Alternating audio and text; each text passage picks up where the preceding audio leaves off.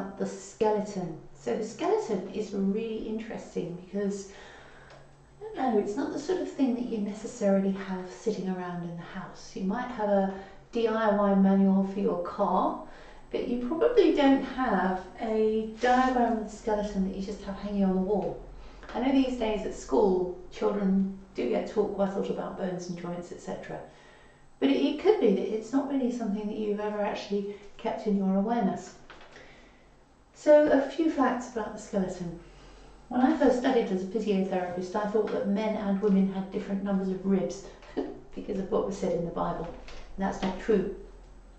There are exactly the same, if you like, numbers of ribs, numbers of vertebra, 2 legs, 2 arms, hands, etc. So, but there are some distinguishing features that mean that we're able to identify whether it's a male skeleton or a female skeleton, etc. But having said that, the basic structure is really pretty much the same. This particular plastic skeleton is a mould of a female skeleton.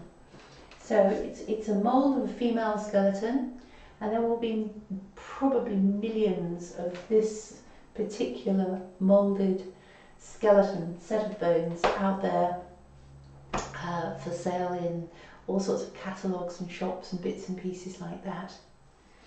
And one of the reasons that that's interesting is because everyone's skeleton is slightly different.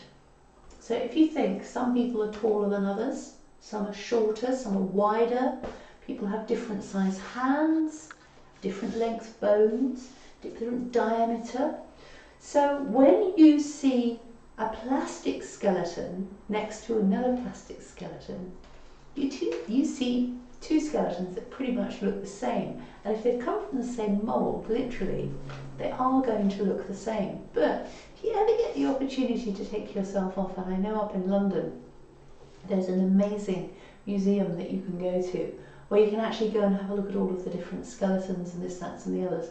And certainly when I was a student at the London University that I attended, we had a museum, and you could go and look at all of the different skeletons. And the variations between skeletons is actually quite great. So there we go. Fact today is everyone's skeleton is slightly different, but we all have the same number of bones.